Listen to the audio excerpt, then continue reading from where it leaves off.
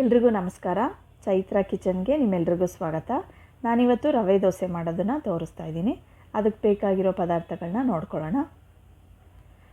ರವೆ 2 ಕಪ್ನಷ್ಟು, 2 ಚಮಚ ಕಡಲೆ ಹಿಟ್ಟು, 2 ಚಮಚ ಗೋಧಿ ಹಿಟ್ಟು, 2 ಬೌಲ್ನಲ್ಲಿ ಮೊಸರು ತೊಗೊಂಡಿದ್ದೀನಿ, 1 ಚಿಟಿಕೆಯಷ್ಟು ಬೇಕಿಂಗ್ ಸೋಡಾ ತೊಗೊಂಡಿದ್ದೀನಿ, ನಿಂಬೆಹಣ್ಣಿನ ರಸ ಅರ್ಧ ಚಮಚ, ಸ್ವಲ್ಪ ಕೊತ್ತಂಬರಿ ಸೊಪ್ಪು, ಚಿಕ್ಕದಾಗಿ ಹೆಚ್ಚಿಟ್ಕೊಂಡಿರೋ ಕ್ಯಾಪ್ಸಿಕಮ್, ಹಾಗೆ ಈರುಳ್ಳಿನೂ ಸಹ ಸಣ್ಣದಾಗಿ ಹೆಚ್ಚಿಟ್ಕೊಂಡಿದ್ದೀನಿ. ಮೊದಲಿಗೆ ನಾನಿಲ್ಲಿ ಜಾರ್ನಲ್ಲಿ 2 ಕಪ್ನಷ್ಟು ರವೆನ ಜಾರ್ಗೆ ಹಾಕ್ಕೊಳ್ತಾ ಇದ್ದೀನಿ. ಯಾವುದಾದ್ರೂ ರವೆ ತೊಗೊಳ್ಳಿ ನೀವು. ಅದನ್ನು ಸಣ್ಣದಾಗಿ ಪುಡಿ ಮಾಡ್ಕೋಬೇಕು, ಪೌಡ್ರ್ ಮಾಡ್ಕೋಬೇಕು. ಇವಾಗಿದು ಸಣ್ಣದಾಗಿ ಪೌಡ್ರಾಗಿದೆ.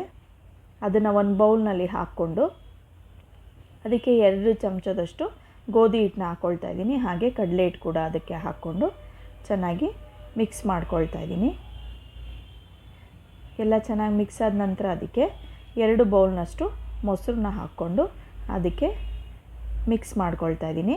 ಅದನ್ನು ಚೆನ್ನಾಗಿ ನೀವು ಈ ರೀತಿಯಾಗಿ ಕಲಿಸ್ಕೊಳ್ಳಿ.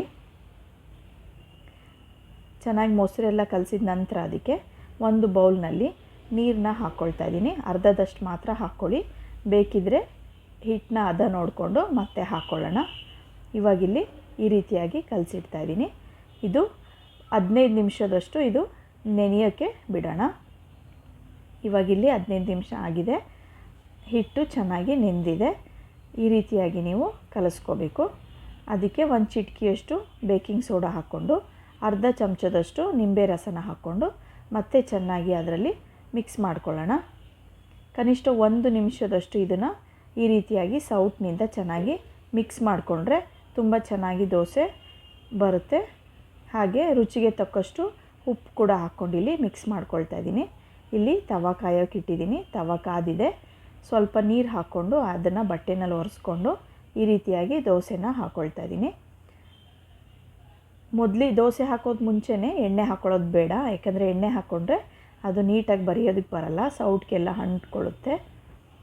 ಈಗ ಅದಕ್ಕೆ ಸ್ವಲ್ಪ ಕೊತ್ತಂಬರಿ ಸೊಪ್ಪನ್ನ ಹಾಕ್ಕೊಂಡು ಬೇಕಿದ್ರೆ ಬೆಣ್ಣೆ ಸ್ವಲ್ಪ ಹಾಕ್ಕೊಳ್ತಾ ಇದ್ದೀನಿ. ಇವಾಗಿಲ್ಲಿ ದೋಸೆ ರೆಡಿಯಾಗಿದೆ. ಇದನ್ನು ನಾನಿಲ್ಲಿ ಬೇರೆ ಒಂದು ಪ್ಲೇಟ್ಗೆ ತೆಗೆದಿಟ್ಕೊಂಡು ಇನ್ನೊಂದು ದೋಸೆನ ಅದೇ ರೀತಿಯಾಗಿ ಹಾಕ್ಕೊಂಡು ಹೆಚ್ಚಿಟ್ಕೊಂಡಿರೋ ಈರುಳ್ಳಿ ಹಾಗೆ ಕ್ಯಾಪ್ಸಿಕಮ್ನ ಇದರಲ್ಲಿ ಹಾಕ್ಕೊಂಡು ಸ್ವಲ್ಪ ಕೊತ್ತಂಬರಿ ಸೊಪ್ಪು ಕೂಡ ಇದರಲ್ಲಿ ಹಾಕ್ಕೊಂಡು ಬೆಣ್ಣೆನ ಹಾಕ್ಕೊಳ್ತಾ ಇದ್ದೀನಿ. ದೋಸೆ ಇಲ್ಲಿ ರೆಡಿಯಾಗಿದೆ. ಇದನ್ನು ಒಂದು ಪ್ಲೇಟ್ಗೆ ನಾನಿಲ್ಲಿ ಸರ್ವ್ ಮಾಡ್ಕೋತಾ ಇದ್ದೀನಿ. ನಾನು ಮಾಡೋ ಈ ವಿಧಾನ ನಿಮಗೆ ಇಷ್ಟ ಆಗಿದರೆ ದಯವಿಟ್ಟು ಲೈಕ್ ಮಾಡಿ, ಶೇರ್ ಮಾಡಿ ಮತ್ತು ಸಬ್ಸ್ಕ್ರೈಬ್ ಮಾಡಿ. ನೀವು ಒಂದು ಸತಿ ಮನೆಯಲ್ಲಿ ಈ ರೀತಿಯ ದೋಸೆನ ಟ್ರೈ ಮಾಡಿ ನೋಡಿ. Thank you.